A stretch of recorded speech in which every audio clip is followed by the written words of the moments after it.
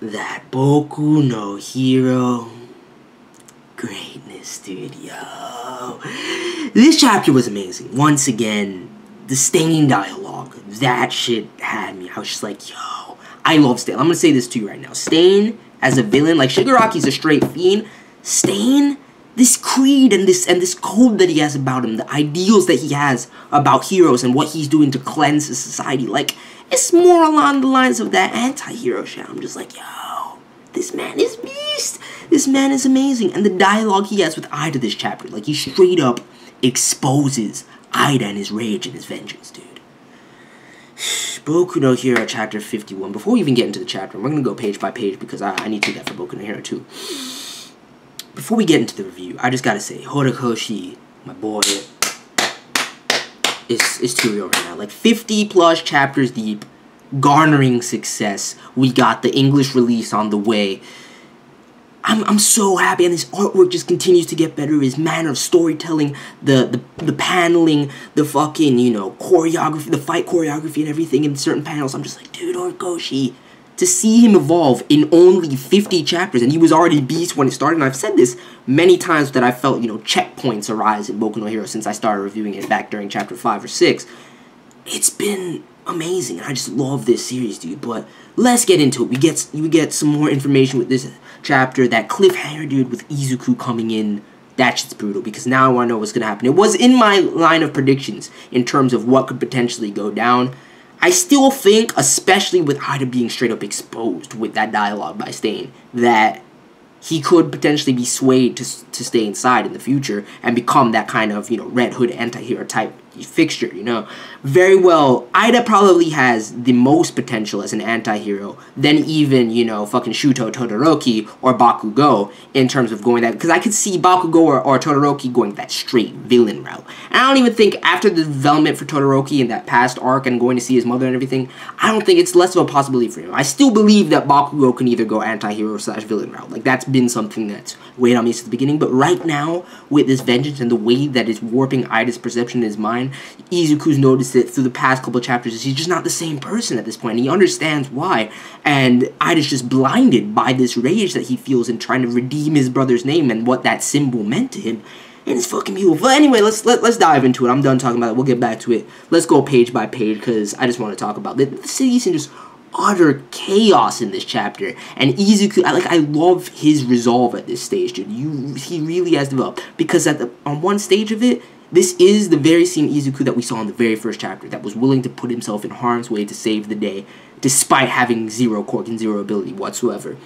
And to see him taking action simultaneously, like the calculating, strategic Izuku, like thinking about all aspects of what's going on at once, is amazing. And still worrying about Ida above all else in the back of his mind, dude. It's crazy. He's like, he's analyzing the NOUMU'S. He's like, he looked different, but something with its brains exposed shouldn't exist otherwise. Are they brothers?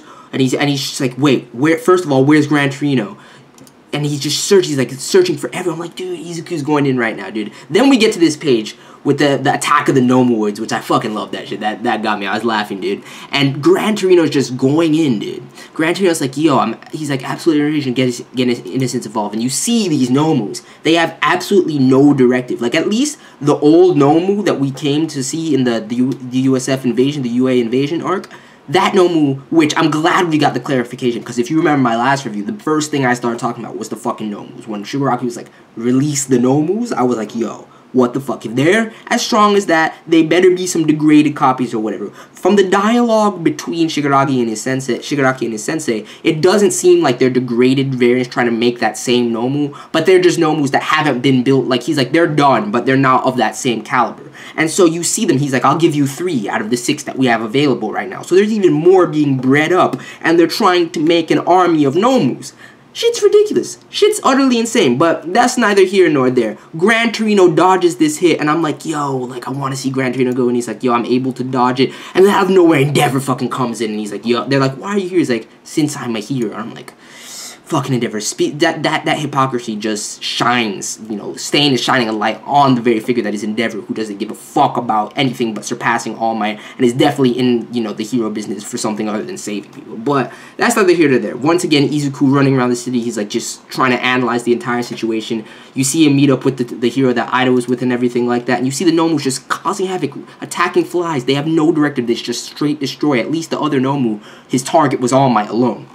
But, I mean, they were directing him as well. Shigaraki was directing him as well on scene. And then you see this dialogue with him where he's just like, yo, I love causing this. He's like, you idiot, I'm injured. That's what brought me here. And you see this animosity towards Stain from Shigaraki heavily in this dialogue. The dialogue between him and his sensei talking about the Nomus and everything like that. And he's like, because I can't stand the hero killer and smashing shit I don't like must be alright. I'm just like, yo, he's so warped. He's so fiendish. And he's like, when dawn breaks, the world will forget all about you, oh hero killer, dude. Trying to sing this elegy for the hero. If Stain goes out here after just being introduced and being so beast, I'm gonna be pissed. Stain has long-term potential, dude. They need Stain around. Stain can't be bested here. He's beast. I don't even know what his quirk is right now. He's paralyzing people with his blades and some venom or some fear toxin or some shit. I need to know about that. But let's read this dialogue, dude. Ignium's brother. I let him live to feed the rumors.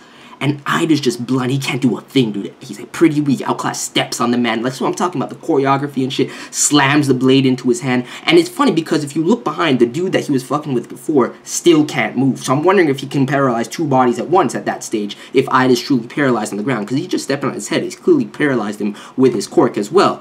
And he's like, the lower half of his body seems to be paralyzed from spinal injuries. It seems he'll never be suited to heroics again. My brother has saved so many lives and people and guided them. He's a splendid hero. He gave me a dream. He was a splendid hero, dude. And Ida's just fixated on this. And I feel Ida, but at the same time, this is the kind of thought process and being blinded by this rage and this sense of vengeance that can warp you and turn you away from that righteous path that he was on and the type of person he was to begin with, dude. He's actually going down a path that even Ignium, his brother, probably wouldn't endorse, dude. He's like, I'll kill you.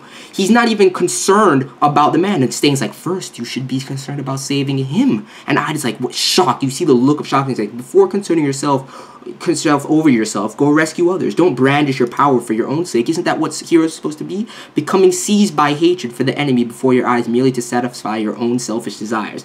That is the act furthest from the title of hero. That is why you die here, dude. And I was just like, yeah. And this panel also confirms Ida's paralyzed, but maybe he just shifted the paralysis to Ida, and maybe the other dude can move at this point. And it happens after he pulls out the blade and licks it.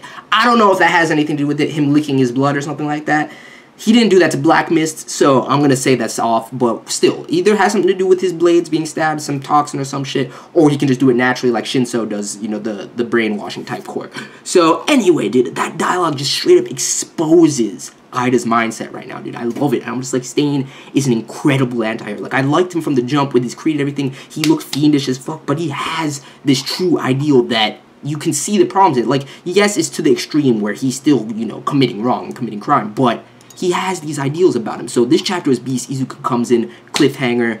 I'm hype. Let's go. Boku no Hero Greatness. Let me know your thoughts. I'm out. Peace.